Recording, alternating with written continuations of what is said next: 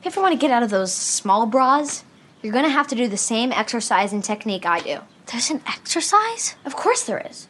You hold your arms out like this and you say, I must increase my bust. I must increase my bust. Does that really work?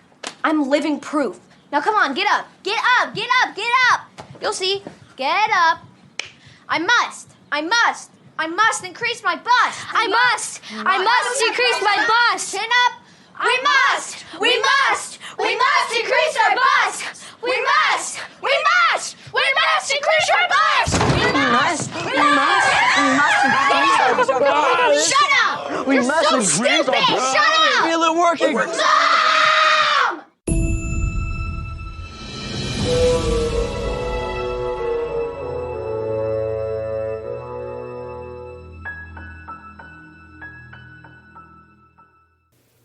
Hello and welcome to Book versus Movie. This is a podcast where we read books that have been adapted into movies and then we try to decide which we like better, the book or the movie. I am Margot P. of coloniabook.com and this is my good friend and co-host Margot D. of Brooklyn Fit Chick. Hi, everyone.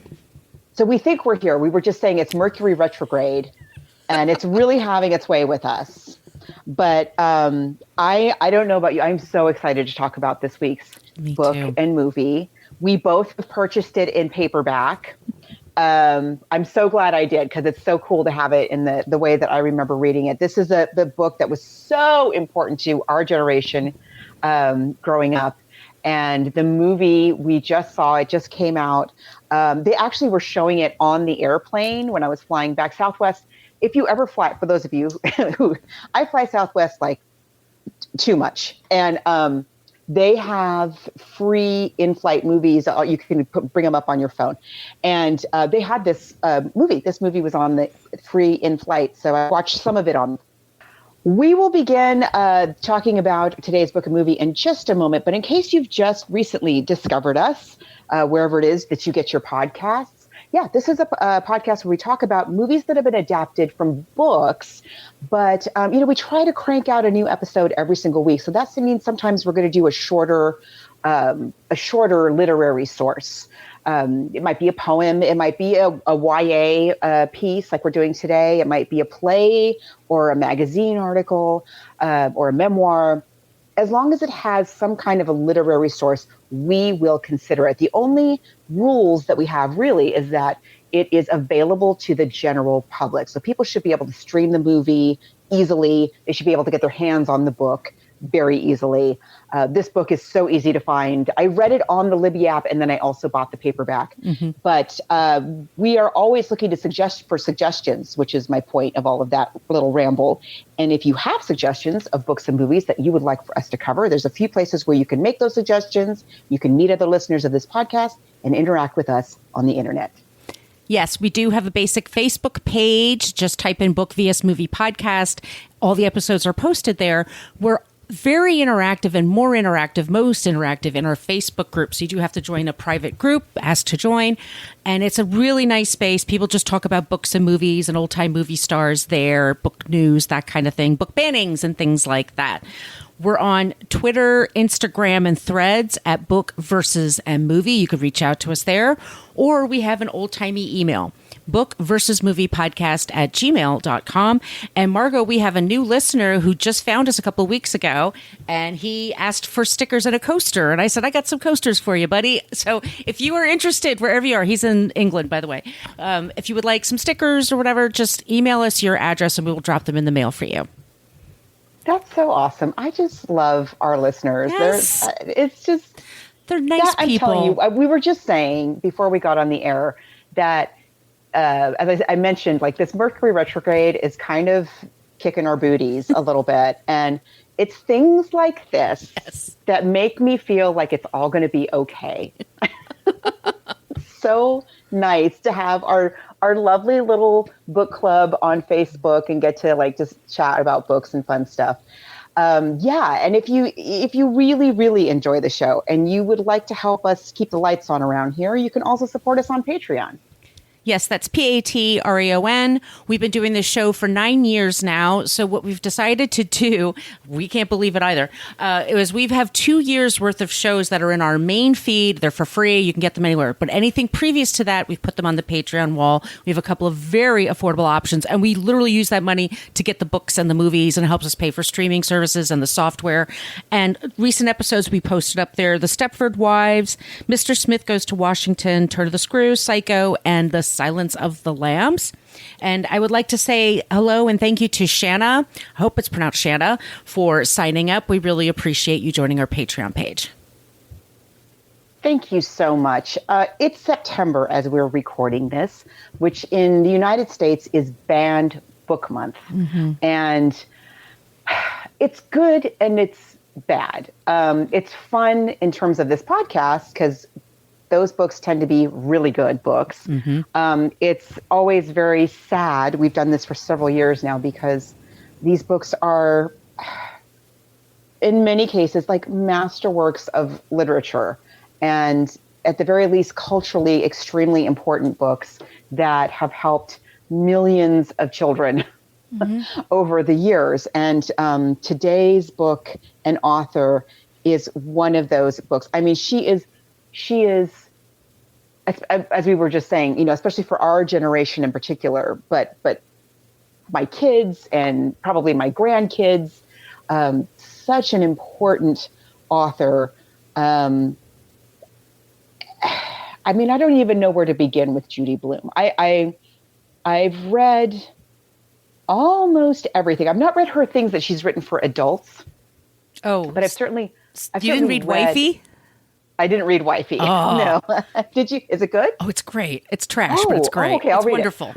No, but I've read and Summer all of Sisters her I really YA. liked. Oh, yeah. I think I did read that one. Mm-hmm. But one of my favorite books of hers is maybe her most autobiographical, at least in terms of her childhood, and it's starring Sally J. Friedman as herself. Yes. And I read her bio at some point, like when I was in high school or something. I remember reading her biography. I must have done a project on her or something like that. But this book in particular, Are You There, God? It's Me, Margaret, is, first of all, it's super good. It's super funny, but you have to understand, like even today, I think this is, I'm going to go out on a limb and say that this is true. Like even today, young women are not educated about our bodies and what happens and hormones and puberty and all of that kind of very difficult period of life. We get very little information mm-hmm. about what's going to happen and how to deal with it, what to look for and when to know to be concerned and when to not be concerned. I was thinking about on your other podcast, you recently did mermaids. Yes. And there's that scene where Winona Ryder thinks she's pregnant. Yeah, because she kissed a boy. Because she kissed a boy. And that was what it was like before this book. Mm-hmm. Like that's what we're talking about. So, yeah, if that character had if Are You There, God? It's Me, Margaret, she would have known she was not pregnant. Mm-hmm. But let's talk about, and she's such a positive light in the onslaught of ick that gets thrown at this poor woman. Mm-hmm. Let's talk about Judy Blume. Did I ever tell you I met her? No. Okay, so about 15 years ago, maybe more, I worked at Child Magazine just for a couple of years. It's no longer in print, sadly to say. A lot of the magazines I work on are no longer in print. But we had a Children's Champion Awards. We did it a couple of times. And Judy Blume was one of our winners, and I arranged for Tony Danza to present her the award. I have a whole Tony Danza story I could tell you. We had Paul Newman there and Joanne Woodward. It was Jeffrey Canada was there, who's like a big time. I'm telling you, yeah, she's just like you think she's going to be. She is love and light in a human being. She loves kids. And she says, everybody calls her Judy Blume, like her full name. And she says she loves it. We're both Margot, but I'm actually born a Margaret, and I'm a Margaret Ann. And I didn't remember that until I read this book again. I started crying. I cried a couple of times, Margot, this week, reading this book and then watching this movie. So much over this book and movie. Oh my God. In the good way, the best kind of tears. In a good way, in the best possible way, Mainly because I thought I had forgotten how much I had learned from this book. You know, I read it when I was in sixth grade. I was 10. Because I had skipped a grade. So I was in the same grade as Margaret, but she was older than I was. So I wasn't quite going through those things yet, you know, but all the other girls in my class were. And I had forgotten quite how much information I had gotten from that book. And I am not a Margaret. I'm Margot, but I certainly, like, you can't help but relate. Yeah. And this is true of all of her books, even the books that had, and this was like revolutionary too. She was writing young adult fiction for boys, with boys as the main character. And the boys are not like stranded on a desert island and having to survive, or, you know, stuck in the forest with their dog and nobody else. You know, it was like really about their emotional lives and family dynamics and the struggles of being a young American boy. Yeah. Brilliant. I was, so my story is that I moved when I was 11, and I go to a new school, and I developed early, and I had like a lot of like, I didn't want to stick out at all. I didn't want to be different. And so reading this book was just like, because she gives you the interior for a lot of different people, or their motivations. So you can kind of see, we'll talk about Nancy and what she does and says, but how Margaret deals with all this and just dealing with disappointment. And life is about dealing with disappointment. And that's like, Margaret's got to learn to deal. But let's talk about Judy Blume first. I mean, and there's a film out called Judy Blume Forever. And I believe it's on Netflix or Amazon, but it's streaming. And if you get a chance and if you love her, definitely, because she's just a goddess. I don't want to overplay her as a human, but who's better? I mean, seriously.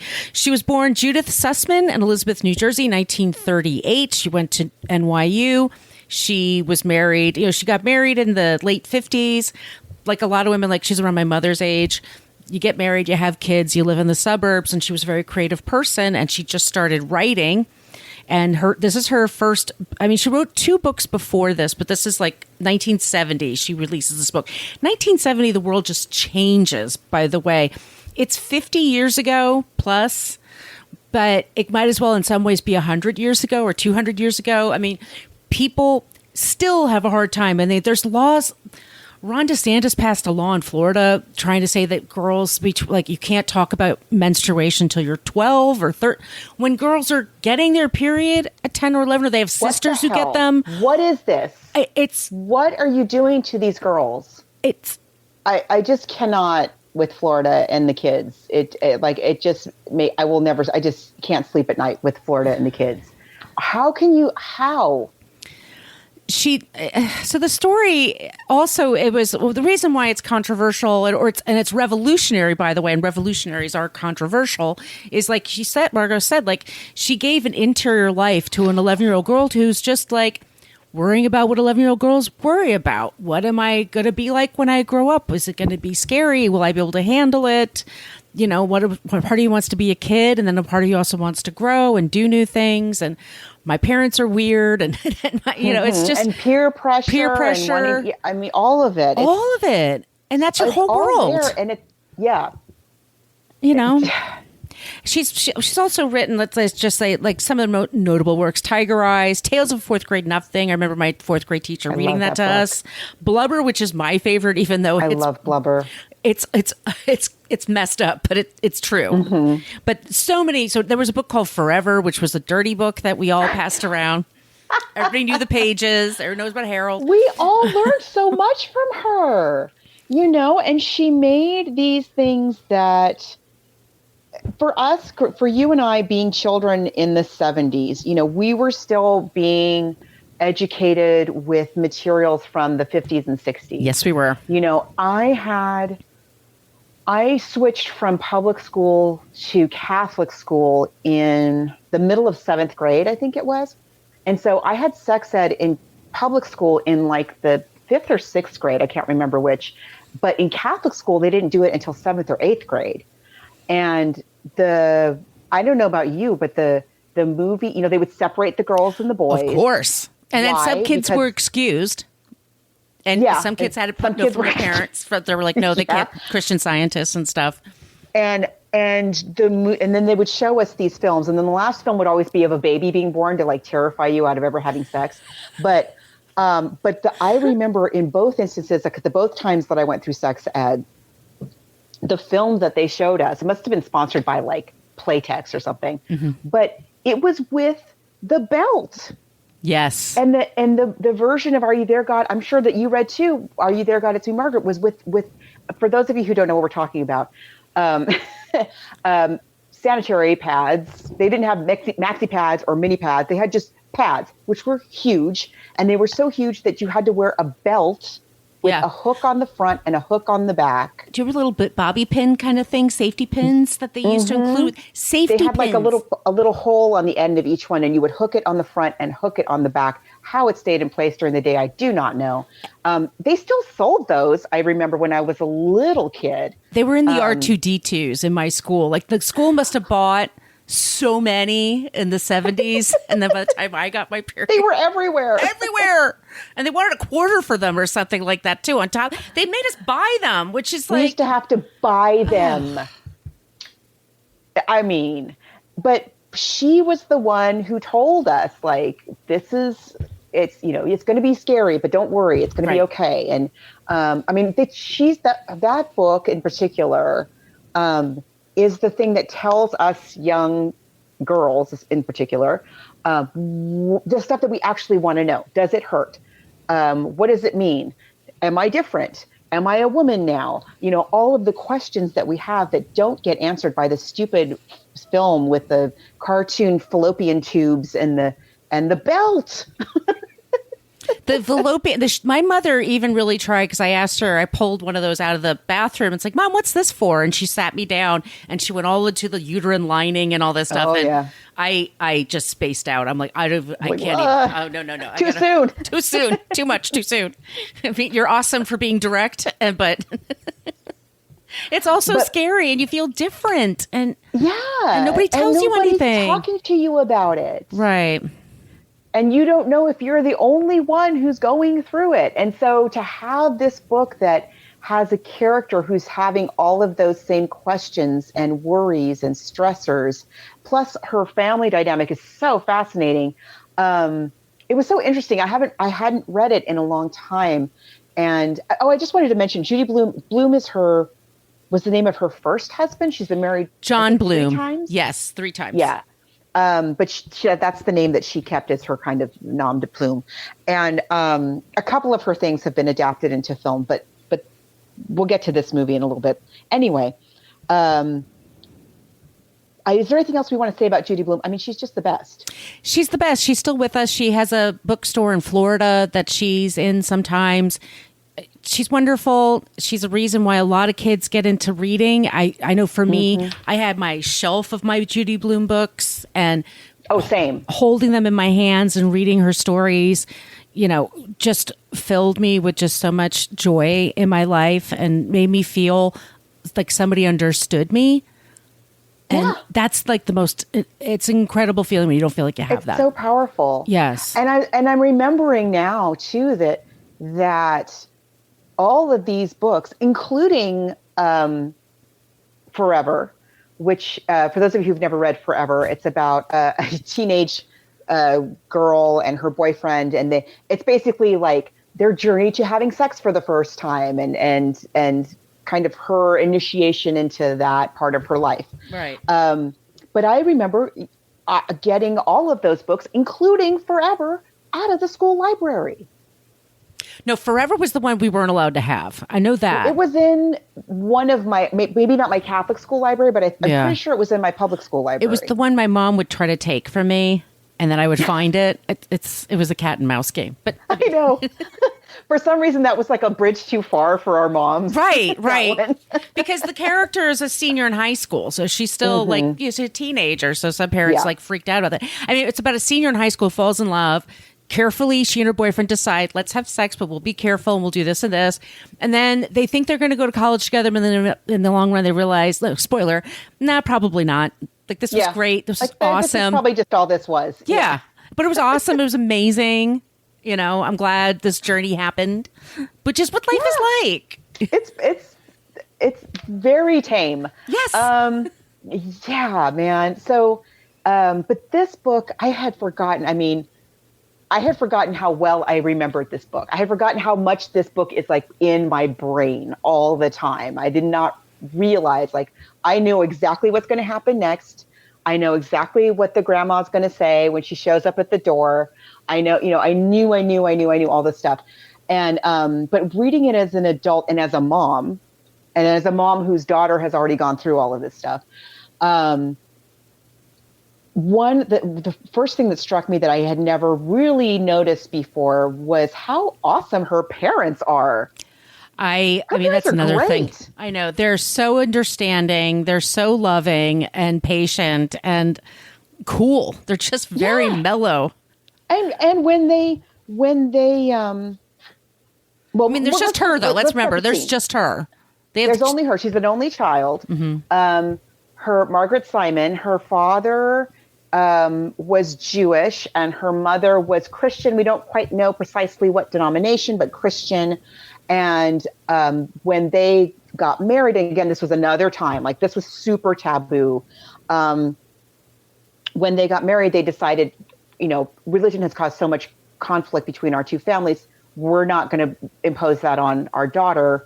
We're just going to, just raise her kind of what we was now today, they say agnostic, and let her decide when she gets older, which sounds cool when it's a baby. And as someone who raised my own children this way, it mostly goes okay. But then like stuff comes up like, so why do we celebrate Easter? And then you have to explain like about zombie Jesus and David Sedaris for the first time. Like if they haven't grown up in it, it's very shocking to children. David Sedaris has a whole story about learning French and he teaching what Easter was to a group of like French speaking students. And there was the Islamic person who was like, "You kidding me? What?" Like, it sounds absurd. And it's not the craziest thing that we're taught. No. And so, but she has her two sides of her family are very religious. And so she is not ignorant of that.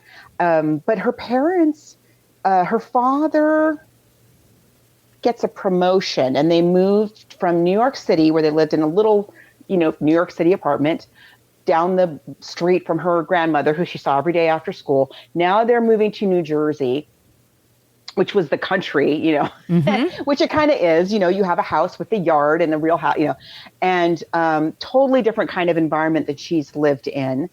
All new kids. I switched schools at that age. You switched schools at that age. You know what it's like. Like it is rough being the new kid at that age. And so there's a lot.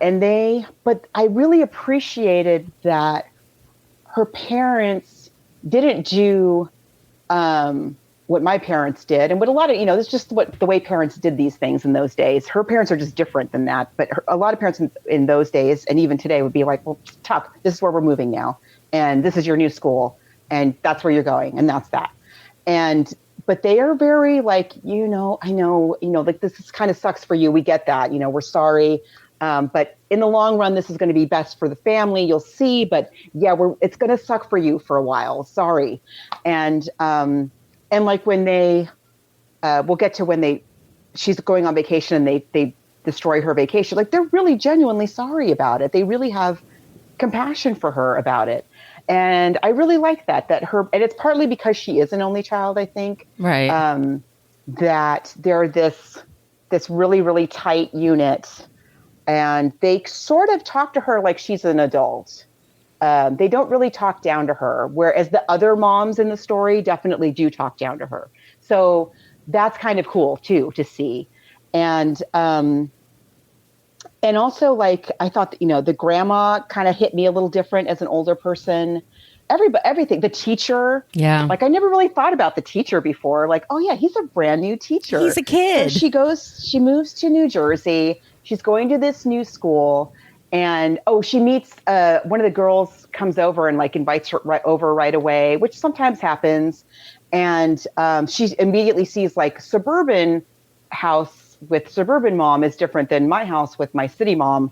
Okay, this is going to be a little bit different. And how am I going to fit in here? And I love that character of Nancy. Like we all knew a Nancy. Right, who's real pretty and special in her family, bed. right, and has the cool clothes and just has life, but basically right in the palm of her hand. And I love she has a noisy brother with noisy friends, which is the environment I grew up in. And so she's like, and we should say with Margaret also, like her religious grandparents on her mother's side haven't met her, from what I understand. Like the parents get married, they eloped, so they didn't even have a wedding because her parents were so against their involvement with each other, so they never even met Margaret, which sucks. Which sucks. But I didn't realize reading it as a young person how much it sucked. Yeah, like reading it as an adult with children. I'm like, what kind of a freaking monster? Like, who does that? Right. How could you do that? It's so upsetting. And it made me really so upset for her mom and her dad. It's so terrible. And I really love, and again, it just didn't hit me before reading it as a kid that Margaret's reaction to learning this, because she learns that over the course of this book. She didn't know that before. She's just one day, she's 12 now. And she's like, well, wait a minute. How come we always hang out with Dad's mom, but I've never even met your parents? What's that about? And when her mom finally tells her, she's just like, she's so filled with compassion for her mom and her dad, but especially her mom. Mm-hmm. And, a lot of this age is such a difficult age. And this is an age where a lot of moms and daughters have a lot of conflict. And so this story is so nice that these two, the mom and the daughter, are really trying to do their best with each other all the time, which I think is kind of nice. Mm-hmm. But yeah, I really loved Margaret's reaction to that, because it's the sane reaction. Like what kind of she knows her own mother would never do that. Oh, absolutely not. Yeah. And her grandmother just loves Margaret so much and is so involved in her life, talks to her every day after school at the same time, and wants her to be Jewish, by the way. And but doesn't push her too much, but is like kind of dangles it out there. If you ever want to go to temple, I can arrange that. So Margaret is going through and this is one of the reasons why I realize now, like, why it's banned or was banned. One, talking out the periods and menstruation was just infuriating, but also, like you said, she's agnostic. She just wasn't raised with a particular faith. And if you never were, and then all of a sudden people talk to you about it, you're not going to just decide right away. You're going to mull it over, and you're going to. And that's a very good point. And it does make me wonder if that isn't also one of the reasons why this book is banned. Yeah. Because let's not be talking about religion as a choice. I should say, by the way, I'm sorry, maybe plug my friend Alicia Gaddis. She wrote a book called Periods, Period. She co-wrote a book with another person. That's a great book. It's a great book. And it's, if you're looking to give a book to a kid about that, I mean, sure, give them Are You There, God Be Margaret, but also give them that one as well, by the way. Highly recommend. Yes. Yes. So Margaret goes to the school, and she's very lucky because she meets Nancy, and Nancy's kind of cool, and Nancy's got two other friends. So she shows up the first day. She's got friends, and she's got a little clique that they have together, and they're the BTSs, the PTSs, which isn't that isn't in the movie at all, which is fine, but they're the preteen sensations. Yes. So that's the name of their little club that they've made. And they have arbitrary rules, like don't wear socks with loafers. Which her mother says to her, and I somebody who sold shoes to put myself through college. I was like, you don't want to do that with the first pair. You need socks or a little thingy, pads. But so they have rules like that, and they all have to wear a bra. And so Margaret then has to say to her mom, can we go bra shopping? Which is, boy, is that a thing. Is that the worst thing ever to ask your mom? And you only ever ask because the other girls are pressuring you to wear a bra. No, most moms, here's another thing that didn't even occur to me as a kid, but most moms, I think, or a lot of moms, I don't want to throw all the moms in, but a lot of moms, when you ask this question, because you ask this question way before you really need a bra. And, you know, moms are busy. They don't have time for things that you don't actually need, you know, and I get that as a mom. And so your inclination is to be like, we're not doing that. You don't need that, which as a kid feels horrible. But Margaret's mom's like, oh, you think you need, okay, all right, well, we'll go. Okay, yeah. We can't go today, but yeah, no, we will do that, you know. And she's so understanding. She knows Margaret doesn't need a bra. Let's say also, she's in a really good position. Well, she was a painter in New York and she used to teach a lot. So now she's home.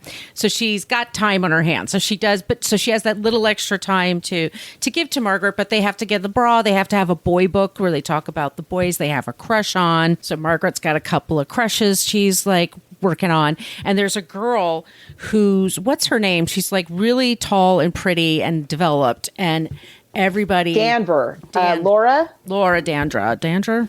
She's super pretty and tall, and she's already built, like they would say now. And she was and so they all there's the rumor going around that she goes back at the A&P with boys, lets them feel her up.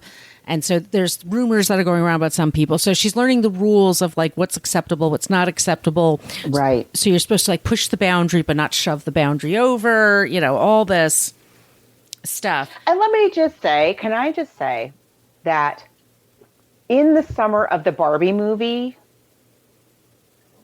this book is the trailblazer. Mm-hmm. Like without this book, there's no Barbie movie. It brings up all the themes. Yeah. Yeah. Yeah. What is, you know, you want to be, because they want to wear bras, right? They want to wear bras. They're the we must, and but not too much. Right. Because then you're going to end up like Laura, who goes behind the A&P and lets boys feel her up. We don't want to be that, but we do want to wear a bra. We do want to develop our breasts. And we do want to do this, and we do want to do that. We do want to play spin the bottle, but we don't want to do too much. We don't want to be in the closet too long with them. It's this like these crazy, and I love that Judy Blume, how she's introducing to children, to a child audience, I almost started to swear, how ridiculously arbitrary all of this is. Mm-hmm. Why do you need to wear loafers with no socks? What's that do? What is that for? When I was a teenager, you had a backpack. You would never wear your backpack over both shoulders. Yes, cut to our neck and back problems for the rest of our lives. Right? Nobody wore it that way. You were a total dork if you wore it the proper way. You had to sling it over one shoulder. And we had books, y'all. Nothing was digital. So we were schlepping that crap around. Yes. So on the one shoulder. Teenagers, yeah, they always have dumb rules. It's just being a teenager. And it's also figuring yourself out as a person. But there is also just, you know, I'm working on a book about Saturday Night Fever right now, and there's a whole story in there where Tony tells Annette in the TV version, are you a good girl or are you a pig? It's the same thing. Like, be pretty, but not too pretty. Mm-hmm. Be sexy, but not too sexy. Not too sexy. Yeah. You can have a boy kiss you, but don't be too excited to try to kiss him back. There are all the games you have to play, and then there's all the games the boys have to play as well. But then in this book, I mean, she's so brilliant. But then in this book, we also have this added layer of the adults dealing with the arbitrary rules of their world, religion, and you can't marry you can't fall in love with somebody who's Jewish, let alone marry them. You have to participate in the PTA. You can't have a career. You can't be creative. You can't do this. And they are also chafing against these very arbitrary expectations that are going on. It's just told in this very natural. You just totally believe it, that they're a family and they're just trying to navigate all of this. And I don't know about you.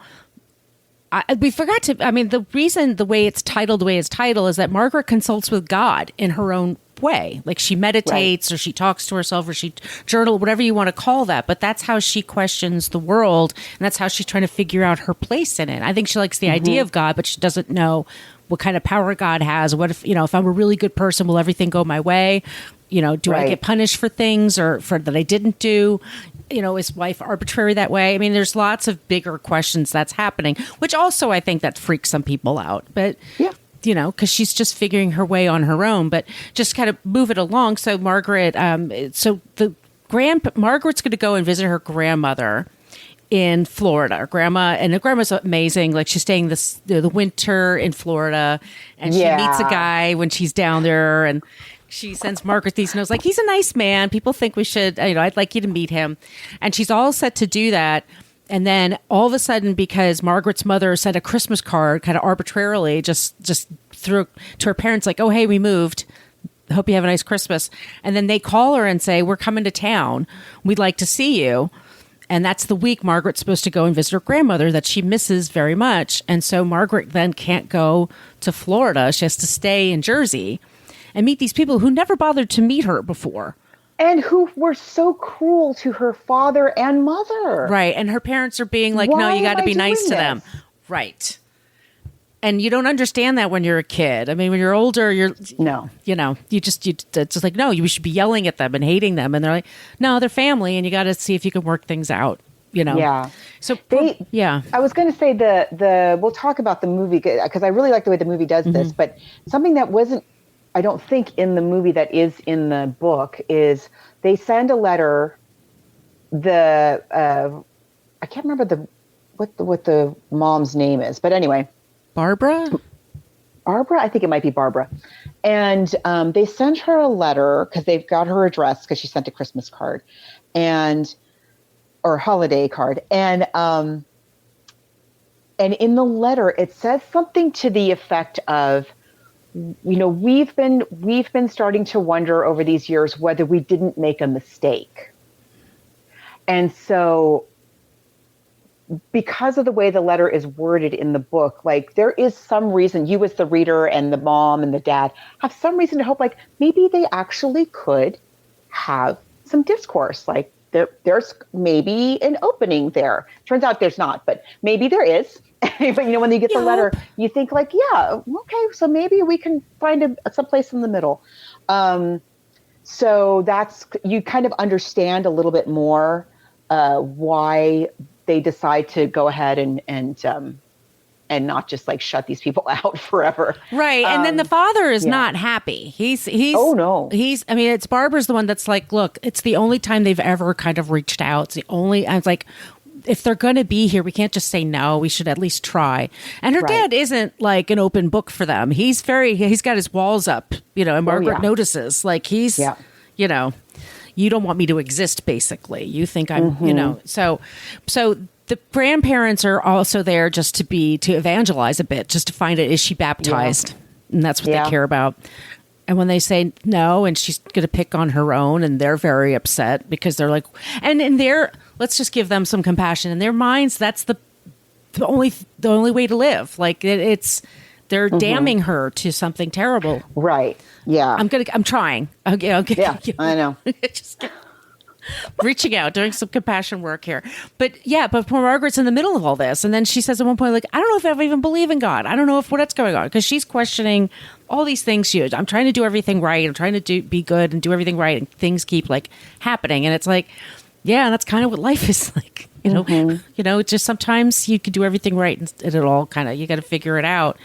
And in the long run, we find out that Nancy is the first one who says they all decide they're going to tell each other when they get their period, which is what I wanted, a group of friends like that, but I didn't. Absolutely. Yeah. Absolutely. I would have loved that. Like, because then I would have felt less weird. You know what my dad did when my mom told him?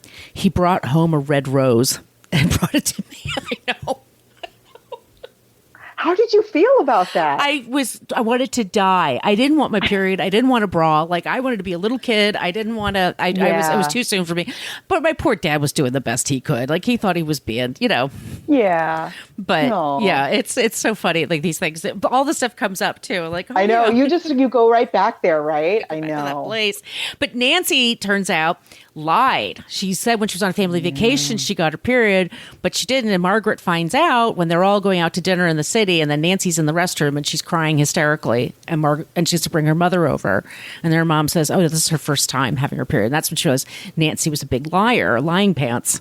And then she realizes maybe and then she becomes friendly with the tall girl who says, why are you always mean to me? You don't understand what it's like. I don't want to be this tall. I don't want any of this. Yeah. And that's when she realizes, like, oh, maybe I was mean to her, and that's why this thing happened to me. She's like, she understands consequences and things like that. She really goes through a lot of growth as more than most adults. I would say, she really starts to like really think about things from other people's point of view. Wow, that must have been really hard for my mom. Wow, that must have been really difficult for my dad. That probably really hurt him. Yeah. And oh gosh, maybe I shouldn't believe something just because a friend tells me that happened, Right. How does she know that? And yeah, she really starts to look at herself and the way that she is making decisions in the world. And it's so impressive. It's such an impressive character. She, in the end, she does go to temple with her grandmother. She does go to a Christian church with her friends. Each time she's kind of like, I'm not sure what they're saying. It's really long. Mm-hmm. I'm counting feathers and hats and things like that because I can't. And that was me the entire time I was going to church when I was a kid. I just could not focus. But anyway, so in the end, Margaret gets her period and she's ready to like whatever God has it, whatever life has planned for her. She's one of my favorite literary characters. I stand by that. Same. I mean, so as we mentioned, we cried a lot. I cried a lot. Let me tell you what made me cry. And I'm going to like tear up just thinking about it. It's so silly. Oh my God. Okay. I got to get myself together here. I cried because I read a recent version of it, right? So I cried. She gets her period and she's been practicing, right? So, it describes how she gets the pad and it describes it as a child would experience it today. Mm-hmm. They updated it so that a child reading it today, I'm going to cry, would have the information she needs. Yeah. Or they need to be able to get through that if they didn't have anybody in their life but this book. I know. She's pulling the little sticky back off the maxi pad and I'm weeping here. I was like, oh my God, kids today are going to know what to do. Yeah. It just really got me. And because as I said, you and I were reading the thing about the belt. Yes. Which, I mean, at least you saw it in the drugstore. You would occasionally see the thing with the belt and be like, I'm telling you, when I went to middle school, Westchester, Pennsylvania, they must, like I said, they bought in bulk because we all joked about it too. Like you would put the quarter or whatever it was and it would come out of the thing and the box was just big. Giant. It was like a shoebox. We were just like, how do you walk in this?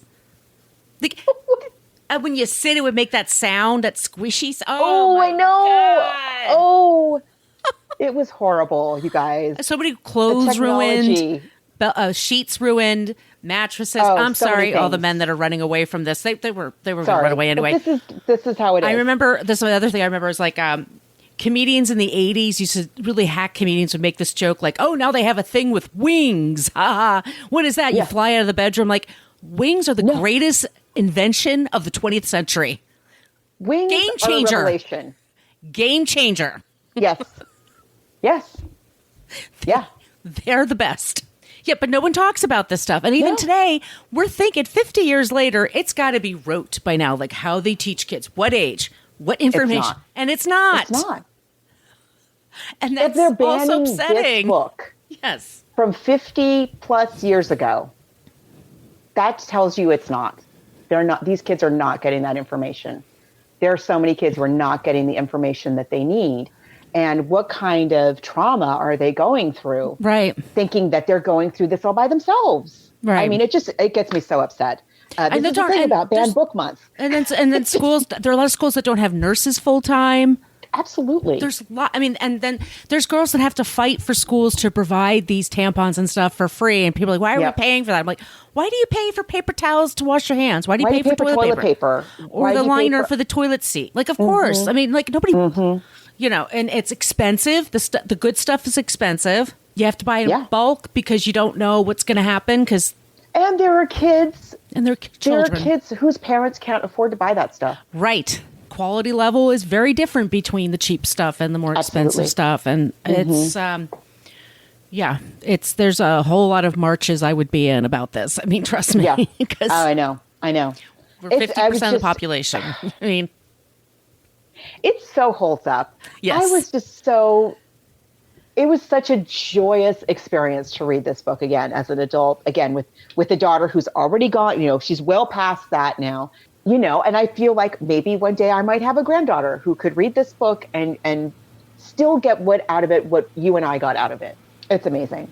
Speaking of amazing, do we talk about the movie now? Okay. All right, we're going to play the trailer, this amazing trailer for this. I mean, this is going to be tough, Margot, because it's a good trailer. It's a great trailer. It's a great movie. So let's get into the trailer right now.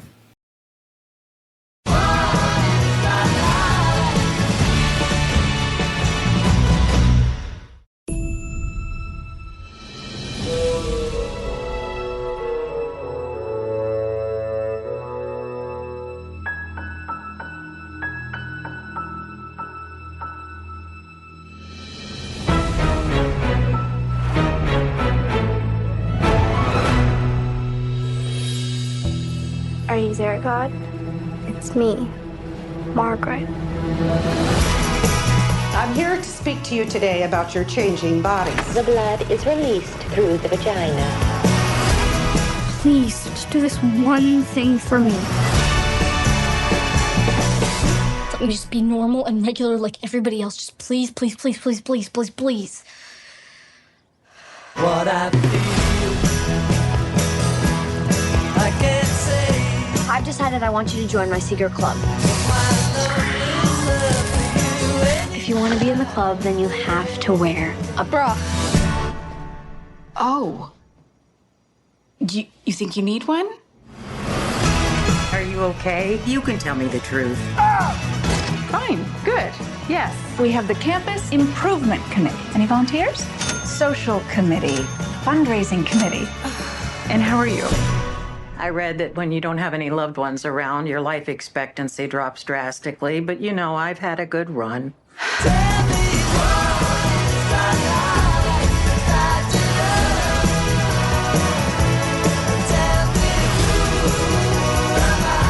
Gets tiring. Trying so hard all the time, doesn't it?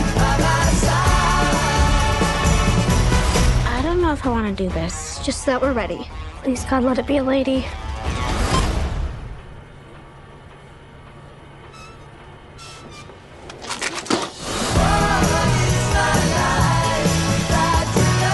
Do you think any of us will look like that when we're 19? We must increase our bust!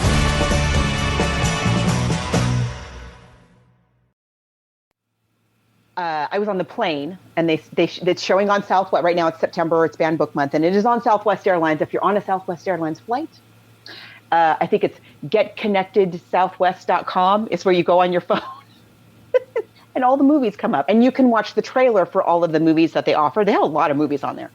And I saw that it was there, so of course I watched the trailer on the plane. On the plane, Margot, I went, Okay, and let me say this. I am so happy they made it the 70s, by the way. I think that's the stroke of genius. Like, that's what it had to be. It's a timeless story. I was not prepared. I was so prepared for it not to live up to the book. Well, how could it? How could it? Look how emotional we are just talking about this book. That we read in the sixth grade. Calm down. Yeah. You got to calm down, Margot. Like, it's just not going to be. It's so perfect. It's so perfect. It's so. I mean, the furniture, everything. Their New York apartment. I love their New York apartment. Oh, I wanted to stay in that apartment, didn't you? Yeah. Like, why are you moving? Do you have any idea what that's going to be worth? How was camp? It was amazing. So you were in a play? Yep. Oh my God, it's incredible. What are those boxes for? Don't worry about that. I want to hear more about camp. What else you learned? What else did you do? You're moving. What? Really, Mom? Sylvia. Oh, You promised. We're moving? Look, She saw the boxes. She was putting it together. I don't think she was. We're moving? Okay, just. look, we wanted you to settle in before we sprung the news, but your dad got his promotion. Yeah, isn't that great? And we found this great house. Oh, the best Where? house, the best house. Well, that's the thing. We got really lucky. New Jersey. Ah. New Jersey? I'm sorry. Oh.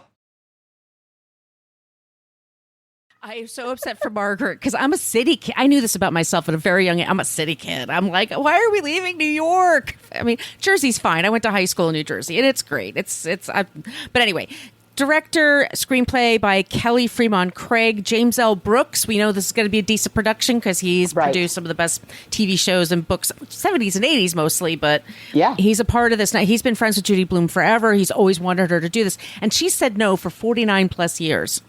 You're not going to do it right. You're going to make it cheesy or something. I don't want to be a part of that. Like, this is her baby. This is her favorite. And so let's start with, I'm going to cry, Margaret Simon, Abby Ryder Fortson. Oh, what a debut for me. Anyway, I haven't seen her anything before and just blew me away. In the trailer, like I told you, I gasped audibly on the plane. I was like, oh my God, that's her. It's Margaret. She's Margaret. There she is. It's like how she's always been in my head all these years. Excuse me. We're looking for a bra for my daughter. Well, we don't have many that small. But come with me, dear. I'll measure you. Arms up, dear.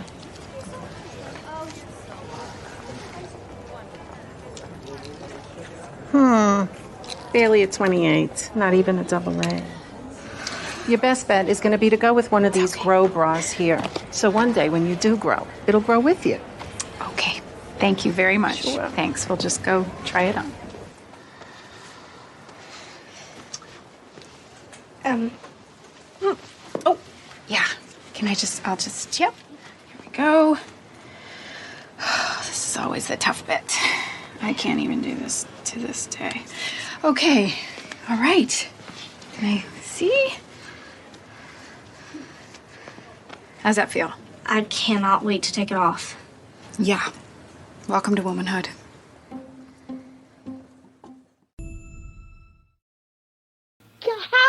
How did they find this child? I wish I knew that story because she's incredible. Rachel McAdams as Barbara Simon. I mean, I've always liked her. I think so good. Yeah, she is that again.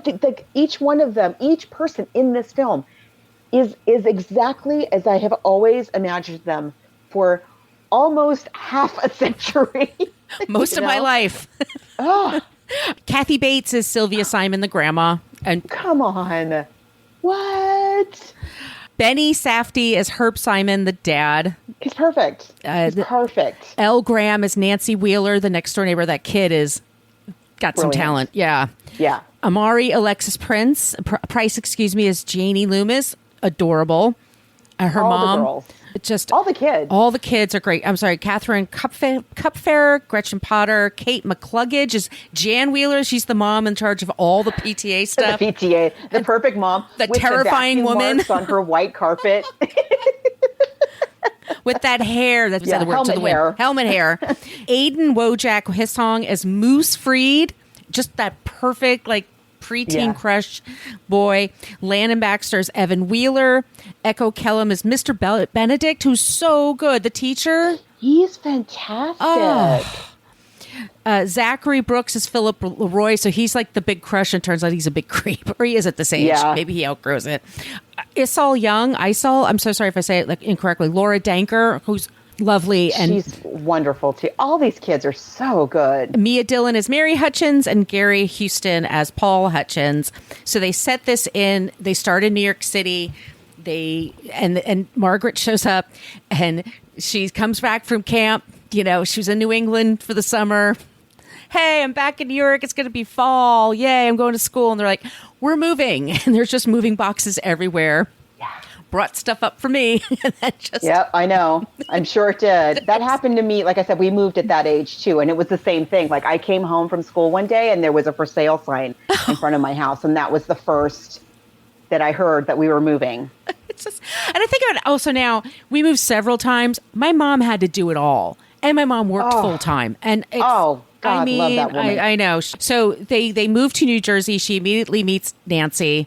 And just like in the book, they really bring it to life in the movie. The stuff about borrowing the bathing suit. And Margaret's just figuring out, oh my God, the kids here are different than they were in New York. And Nancy's got this little group together. And she's very insistent. Like, I love the part where she like pretends to kiss the bedpost. Like she's such a weirdo, but I love her.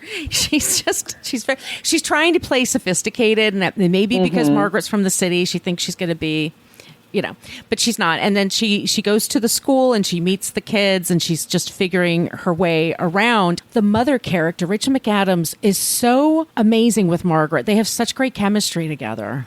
They do. They have a really close relationship, and you get that tight knitness that you have in the book. As you learn more about her, if you've never read the book and you're just seeing it in the movie, like as you learn more about her, you see that like she has really kind of had to make her own way. She's not the typical suburban PTA mom, but she is a little bit. She does do some of the PTA mom things, just not all of them, and not with perfect vacuum marks on her white carpet. She's also trying to find her place in this new, because she thought, oh, great, I won't have to work anymore. I'll be able to spend more time with my kid and I'll be able to pursue my creative interests. And then she's like, oh, crap, I have to buy all the furniture and I have to do all this stuff. And he's so nice. He just puts the lawn furniture into the living room. He's like, I'm fine. He's so lovely. That whole thing with the lawnmower, do you remember that? I didn't remember that from the book. The dad, I forgot about that too. I guess because I would have been too scarring, but they learned quickly. Like they're city mouses. They have to adapt to being suburban mouses. She has a teacher that wants her to develop a paper. All the kids have to come up with a project. He's like, you're old enough now when you come up with a project that you're going to work on for a year. And there's one of them is for her. It's, he notices that she says, I hate religious holidays. And he kind of sits to her side like, what's up with that? Just, well, I don't have any religion. He goes, oh, okay. So it's just maybe you want to think about that some more. Laura is ostracized. The way they film it, like you just feel for this girl because she's like a half foot or foot taller than everybody. And I can't imagine how that just... As somebody who was always the shortest one, I'm very short, y'all. As somebody who was always the shortest one in the class, I have to say, like, it has to be, it's not hard to be the shortest one in the class. If you're a girl, it is not that hard. It's not like a burden of any kind, but to be the tallest girl is rough. Especially and to be the shortest boy, to be the, if for boys it's a little different. If you're the shortest or the tallest, it's rough either way. But as somebody who was always the shortest girl, like it gave me zero trouble. Yeah. But if I had been developing early, and I was always later than everybody else because I was younger than everybody else, but yeah, like those, I remember there was a girl in our class who was starting to develop and had got her period. And I think we must have been in like third or fourth grade. Oh my goodness. Yeah. And really talk about feeling like you're the only one. I mean, you just feel so, I didn't feel for Laura the way I do now. I just feel like I just want to go hug her. I know. I wish I want to be a teacher in that room and reach out to her. And Margaret has a great relationship with, and I just think Kathy Bates as the grandmother is just such a stroke of genius. We might talk about her when we do scary movies in October, but we've talked about her before when we did Primary Colors. That was a long time ago. She's just one of the greats, but she's like Margaret's like staple into New York City. Like she's that stability that she has. In the movie also, we didn't talk about this, but in the book, there is a party. You invited to a party when you're a kid, and all of a sudden the games are different than they used to be. Oh, yes.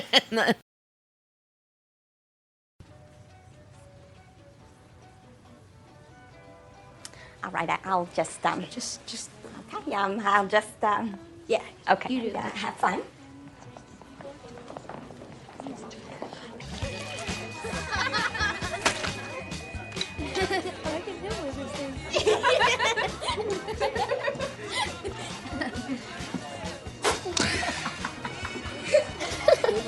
He's hilarious.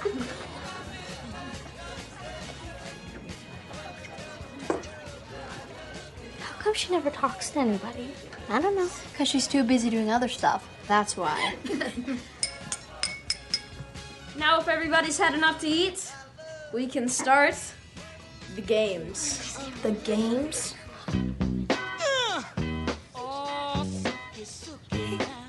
I'll spin first.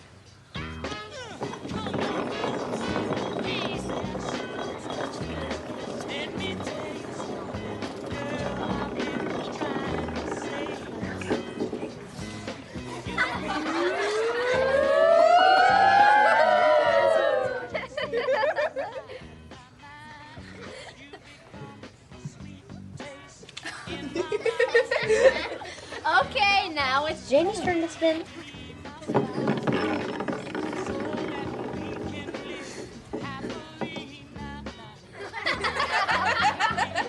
This is a great party. Do we have to play this game? Well, then let's play a different game, huh? I have one. It's called 2 Minutes in the Closet. What's that? Well, we all get a number, and then somebody will call out, like, number 6. And then those two will go into the closet and, you know...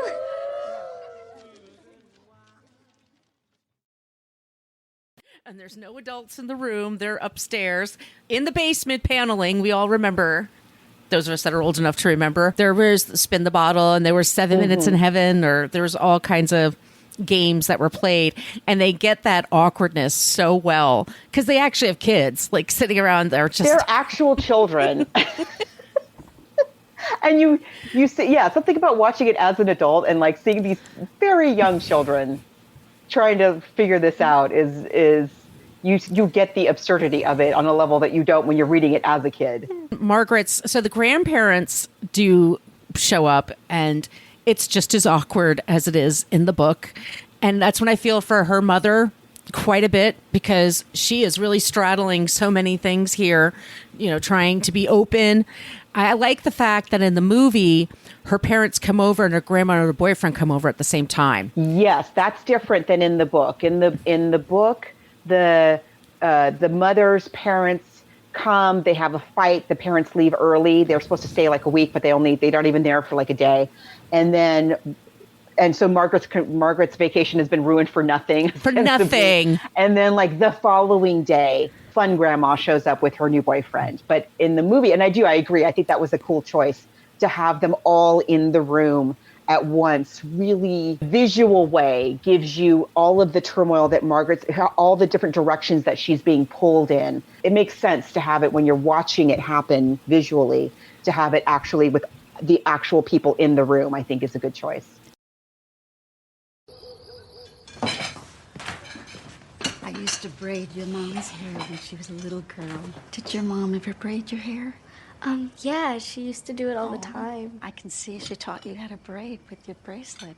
Yeah. Oh, there's just so much we want to get to know about you, Margaret. 12 years is a lot to catch up on. Yeah, long time. So, we were wondering, do you go to Sunday school? Or, have you ever thought about it? Nope. Never. Not once. We asked Margaret the question, Sylvia. Margaret? Well, you're wasting your time because Margaret went to temple and she's Jewish. What did you say? Excuse me. Margaret went to temple. Okay, What are Mom, you talking you're about? done. Okay, that's it. Well, you left the room and they're trying to convert her. Well, Margaret has a right to be baptized if she wants to be. Baptized? If she wants to be. I can't believe this. I can't believe you're doing this. All right, everyone, this discussion is over. We're her parents, and this discussion is over. Yeah, you're right. It's over because she's already Jewish. Sylvia? Well, in our eyes, she's Christian. No, Margaret is nothing.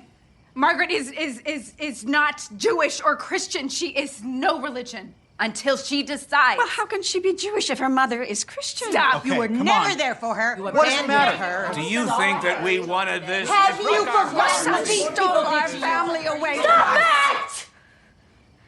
All of you, just stop it. I don't care. I don't care anymore. It's all just so stupid. Religion. Just stop fighting. I don't want a religion. I don't care. I don't care. Margaret,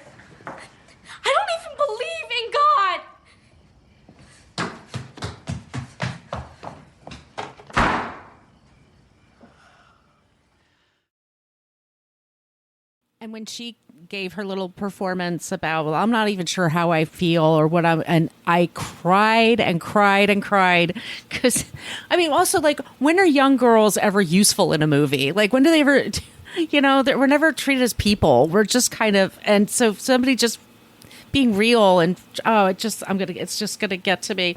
I also, I loved her visit with the rabbi at the temple. And then going to the black church with her friend and like, well, I didn't really understand, but it was fun. Like, I loved her exploration. I enjoyed very much and Judy Blume, we should say, does a brilliant job of describing, because Margaret in the book also, she goes to the temple, she goes to a church, and Judy Blume does a really awesome job of, if me, when I was reading it, guys, I was going to Catholic church, at the time. Same. I had never been in a synagogue before. I had never been to a temple or anything like that, so I didn't know what it was like. So she does a good job of describing what it's like, and vice versa. If you had never been in a Catholic church, you'd never gone into a confessional, like, it seems really weird and creepy, and like, what is that about? And I think she did a really awesome job of painting that picture. Yeah. But I love the way that they show it in the movie. It's great. And you see her like, I like some things about this. At each one, there's certain things that she does like. She's a smart kid and she's sensitive and she takes things in. So in the end, she hands in her to Mr. Benedict her paper about her disillusionment with religion, and she does reconcile with her parents, and she comes to a place of, she also, like I said, before that, she just kind of learns her lessons. She understands life is complicated. There's nobody knows everything. We're all just trying to go along and do our best and be the best person we can be and make good choices. I love how much she loves her mother and father and how much she appreciates them. And like you and I both said, like, they're wonderful people. They're really good parents. Like, I think they're their PTA. They're parent goals. Also, in the end, Margaret's mother decides that she's going to go back to painting, which is what she missed doing. She's going to go back to teaching people and being creative, which is what she really... Okay. So there's a scene in the movie that is not in the book at all, because I love the whole storyline about... The book touches on this, but it's really centered about Margaret.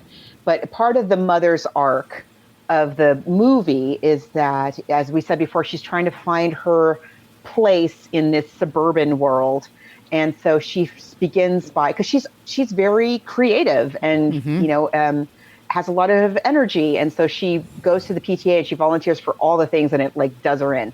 And Nancy's mom takes advantage of that, and really takes advantage of her and makes her do all kinds of extra stuff that she shouldn't be, asks way too much of her. And then at the end of the movie, the mom is teaching art classes, which is, of course, what she should be doing. Of course, that's what she should be doing. And as she's walking out to her car after like a successful art class, Nancy's mom walks up to her and is like, "Oh, I'm so glad now that the girls are in junior high, we're going to need somebody to do this and that, and can I count on you to like cut up all the tomatoes for the picnic, basically?" And the mom goes, "Oh, I'd love to, but I don't want to." How many of us moms have wanted to say that? Oh my God. Yes, I'd love to, but the thing is, just don't want to. Well, because she makes her cut like 10,000 stars for the ceiling of the gym. Like, and her mother's like, "What are we doing with our time here? Like, this is what we're spending it on." And and she's smart and she's creative and she's got that energy. She needs to be doing something else.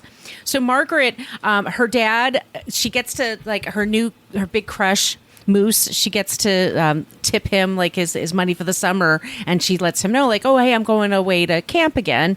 And he says, "Oh, well, when you come back, can we hang out?" And she's like, "Yeah." So that happens, and then immediately she goes to the bathroom, and then she gets her period, and then she and her mom have this moment where they're hugging each other, and I start crying all over again. I can't watch Rachel McAdams cry. I'm just gonna lose it. This is like my new thing. Like, when I need to get in touch with my emotions and I'm having a hard time accessing my emotions, I think I'm going to watch this movie. I think that's what's going to... It's so cleansing. And she gets her period and she's heading off to camp and she starts talking with God again. So she's just kind of, and that's this wonderful movie that's, it's so wonderful, you guys. No notes. It's no perfect. notes. It's perfect. No notes. I loved every minute of it. I loved every casting decision. I loved each one of the girls in the preteen sensations. The every single thing was somehow exactly how it's always existed in my brain. Yeah.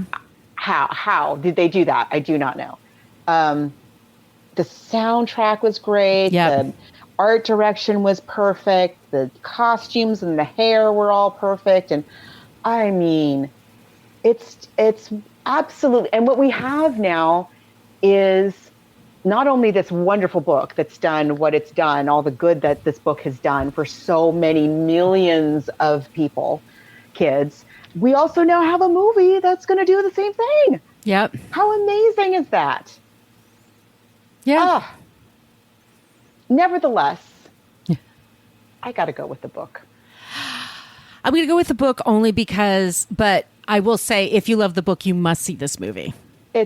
You must. I know. You must. If you must see this movie. If you love this book and you've been avoiding this movie, like I was, I'm going to say it. I was avoiding it because I thought, I don't want the movie, because sometimes this happens, as we know. We talk about this on this show. We've had it happen. Sometimes you have the book and you love this book so much and you love these characters so much, and then you watch that movie and you're like, oh.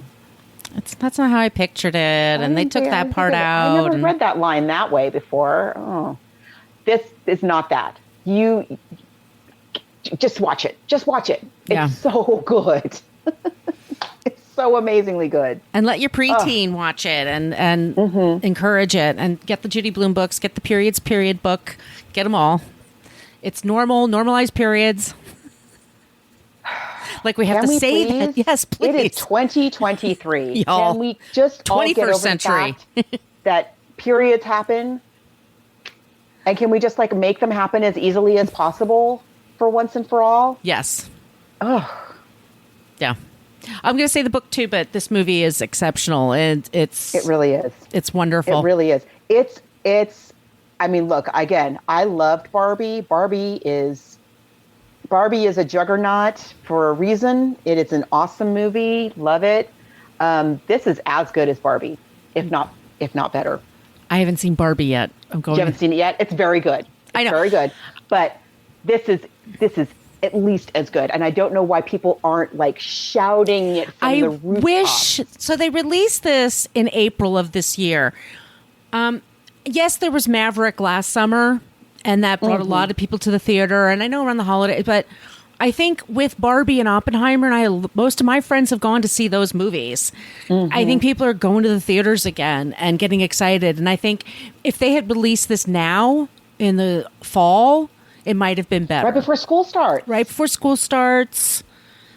Beginnings, that whole thing. After Barbie, I think there would have been a line out the door for it.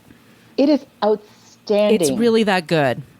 But maybe a bunch of people will stream it and it'll become a classic. And I hope so. It's such a great.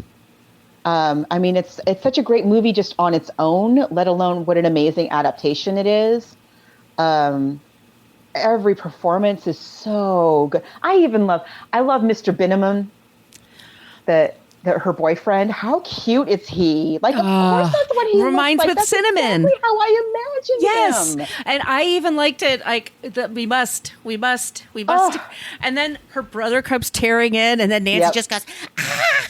Like, I used to screech at the top of my lungs at my brothers for being so annoying. It's very realistic. You just feel it. It's very human. And I just, no notes. Like you said, this is, I don't know how you get better than this. It's just. You can't. You cannot. It's absolutely perfect. I don't know how they did it. I don't know how they made that story exactly how it has lived in my brain all these years. I'm going to say, I also think a woman needed to direct it and write it. Yeah. Frankly, I agree. There's just something about being a young girl and understanding what that feels like. Yeah. I just watch it. Just watch it. If you have not seen it, I mean, we see. You might think we've spoiled it for you. We haven't. I promise. No. You will still love it. You will still It's so love good. it. And especially Kathy Bates, that's a fantastic performance. I mean, she's such I a really light. love, and this was something that I oddly that I was worried about in terms of a movie version of this. One of the things that I was mostly worried about was that character of the grandma, and being a stereotype, being too much the wacky fun grandma, and not enough the actually genuinely super concerned about Margaret. I love them when they're in grandma. bed together. And the grandma tells that story how she wears the gloves to bed, and then she stroked her face. She was and she thought somebody was in the room. It was and her genuine laughing, telling that story, their love for each other is so incredible. And when they call her to tell her that the vacation is canceled, and she is angry. Oh, yeah. Yeah. I mean, I love that we got to see that. It's just, every single person is a human being in this, and I just love it. All right. Well, so just watch it. It's a love fest. That's all this is. This is a love fest. That's all it is. All right. So we were talking before the show about what we were going to cover next. We're going to cover Fahrenheit 451 by Ray Bradbury. And the film we're going to... about banning books. The book about banning books. And it's a real book. We're going to be... And it's available everywhere. It's super easy to get. And we're watching the version with Michael B. Jordan. I think it's streaming on HBO Max, but also it's for rent in other places. It's easy. All this is easy peasy to get. Please follow us. All those places I mentioned at the top of the show. Send us your suggestions. Once again, if you'd like some stickers, or I've got a couple of coasters left, book versus movie podcast at gmail.com. Margot, where can they find you? You can find me online at coloniabook.com, and all of my social media callouts are at She's Nacho Mama. And where can they find you? You can find me at Brooklyn Margot for Twitter, Instagram. Instagram, my site, and Threads. It's Brooklyn Fit Chick. And on TikTok, where I'll have some clips from the movie, I'm at my name, Margot Donahue. All right, everybody, we'll be back soon with Fahrenheit 451. Thank you so much for listening to the Book versus Movie podcast. We are a part of the Frolic Podcast Network. You can find more podcasts you will love at frolic.media/podcasts. We follow the hashtags Lady Pod Squad and Podern Family. If you want to support the show, you can go to our Patreon page.